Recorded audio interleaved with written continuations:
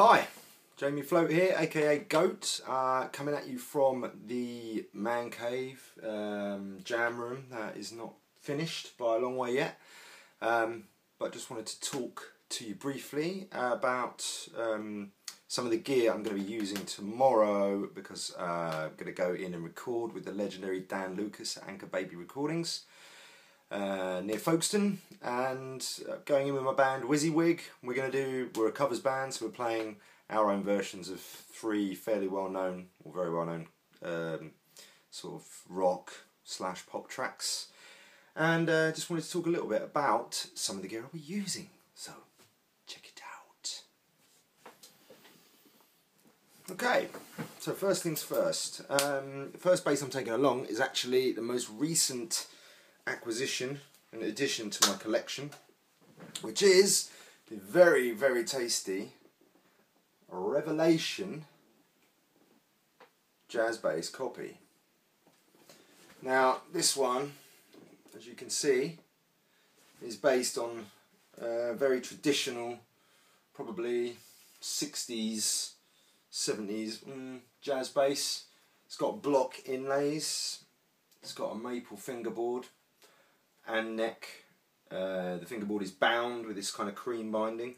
It's got a nice pearloid scratch plate, the usual jazz bass style control section, two jazz bass pickups, single coil. These are made by a chap called Entwistle, Alan Entwistle, not John Entwistle, the Who bass player, because he's not alive anymore. But these sound really nice. They're very, they're very hot. They seem to be really, really hot. You can see they've got dual pole pieces for each string, which is kind of interesting. But yeah, I was running this through my main rig, which is a Bujera, like a clone of an Ampeg SVT4 Pro, I think, which is a big bi-amp. It's supposed to be 3,600 watt bass head. I would say it's about 1,400, 1,200 watts something, which is plenty. I run that through an Ampeg Anniversary 6x10 cabinet, which I really like, which has got a horn in it as well. But this bass actually made the speakers bottom out on my rig, so it made a good and made kind of a popping sound a few times. So I screwed these bad boys down into the wood as far as possible to try and deal with that. With a moderate degree of success. I'm still getting some popping, but it sounds a lot better. So I'll be interested to see what this sounds like in the studio tomorrow, because I've not used it for any studio recording. And I'm not using my rig tomorrow. I'll be using Dan Lucas's gear, because he's got a really nice selection of modern and vintage stuff, although he's quite he's kind of inclined towards the more vintagey stuff at the moment. He's been making some nice pickups I've seen. I saw an old Shure channel strip that he bought, probably valve, so it might be interesting to put this through some of those and just see how hot it is, maybe through the desk or through a DI, because obviously I'm not sure 100% if the popping is anything to do with the fact that I have my rig enormously loud, although it didn't used to happen. So anyway, this was bought for me for my birthday, which is in January, by my lovely girlfriend. Turned up on a Sunday, delivered, which was interesting. It's left-handed, as am I. Headstock is really nice. I quite like that little chamfered part out here. As I say, Revelation is the brand. This brand Revelation, it used to be something to do with Hohner, I believe. I think the European distribution wing of Hohner was sold off and then eventually turned into its own company, Revelation. Revelation was the name of a model of Hohner guitars they had out around that time, and those guitars shared this kind of headstock thing here, although they were called Hohner with the Revelation like subscript underneath that. So this is their own brand, and I really like it. It did come with a bunch of retro stuff. I've still got the screws in here and everything. So pickup cover, thumb rest, screws, and big ashtray bridge cover. I think they look really nice on it, but I can't play it with that stuff on there. So I took it off. So that's the Revelation. So this is going to be the new sound, new toy. See what it sounds like. I really like the aggressive grind of a jazz bass, and these single coils, when they're cranked, definitely have that grindiness to them. Another thing I noticed about this bass, which I really love, is these control knobs skeeking out massively here, but these are so smooth. They've got really nice resistance. Yeah, so they don't feel like that. They feel like the nicest quality pots I've had on a bass so far, and I've got, you know, I've got a nice Yamaha sort of 1200 quid 5-string bass with an all active circuit, and these are nicer than even the controls on that. So that is the Revelation Jazz Bass copy, lefty. Okay, and the other bass I'm taking with me is my trusty Faithful. So this has been my main bass for quite a long time. This is a Vintage, believe it or not. So another cheapy kind of brand. I'm sorry that that's reversed. Obviously I've got the camera flipped. It's my Punisher bass because it has a Punisher decal that I put on there. I picked this bass up for £80 on eBay, I think, and it is a very nice Stingray copy. Couple of issues with it. Control knob, that one completely snapped, and that one's half snapped, so this is the only thing. That's actually, I've disconnected this one, so basically I've got one volume and one tone and my output. I never mess about with the tone, I don't really mess about with the volume, it's always on full, so it doesn't really bother me that much. I will get around to replacing this stuff, but you know, it doesn't get in the way at a gig, because I don't faff about with that sort of stuff while I'm playing, especially bass. This is not the original pickup. So this was a Vintage EST96, I think they were called. They're called something else now, a V something or other. Basically it's made in probably Indonesia or China or somewhere like that, in the Far East. It's just a standard kind of tobacco burst. It's quite nice. Quite a nice colour, bit coffee table, but you know, that's why he went on there. And this pickup is not the original pickup. This is a Seymour Duncan Basslines Music Man pickup, and it's actually the Alnico magnet one, which I think sounds a lot nicer than the ceramic version they did. They did a ceramic pickup. It looks exactly the same as this. You wouldn't be able to tell unless you check the listing if you were buying it off of eBay or whatever. I bought this one off of eBay, but it's about £70 or something like that. Really easy to go in. This is all passive. I don't use any active stuff on this one, and this pickup sounds amazing. Really, really nice.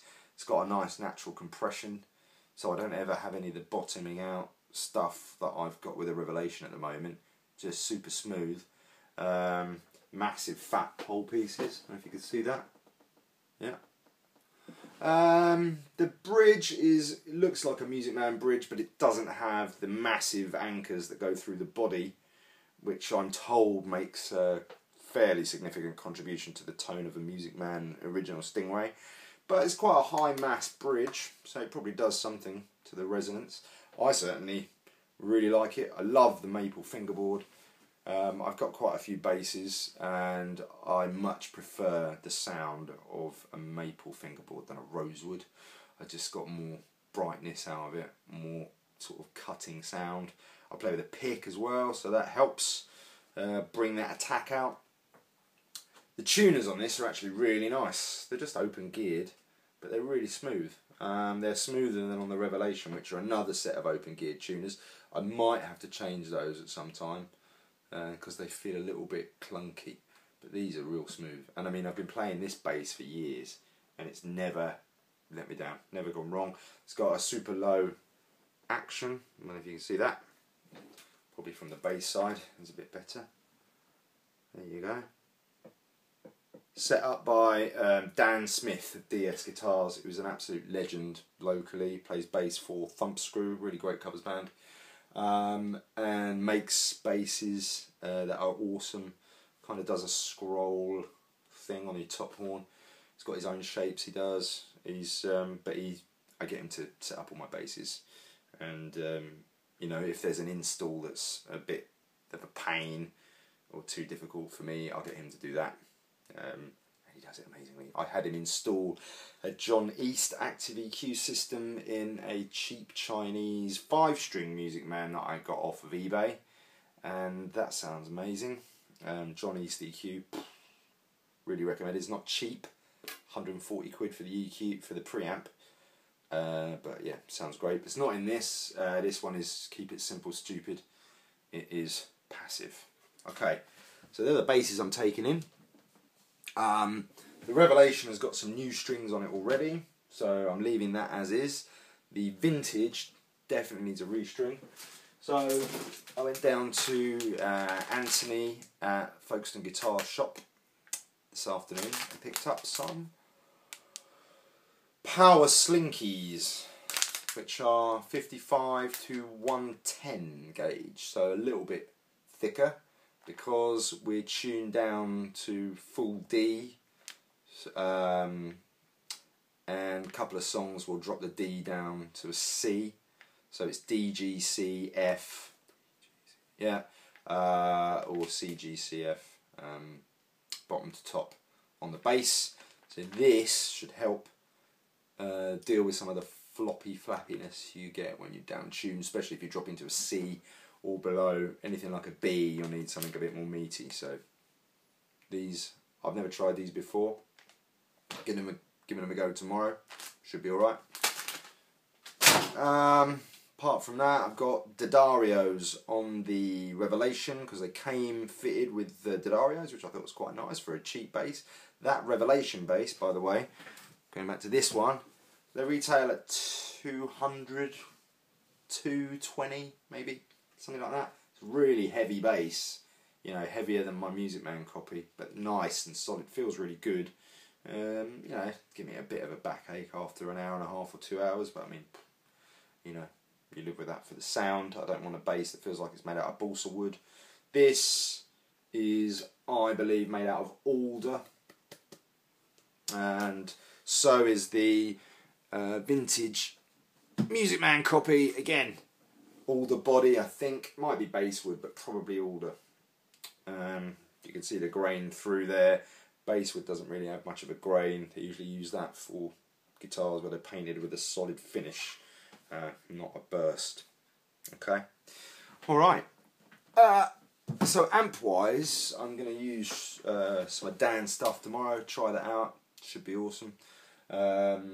He's playing bass in a band called Salvation Jane at the moment. I checked out their latest single on YouTube.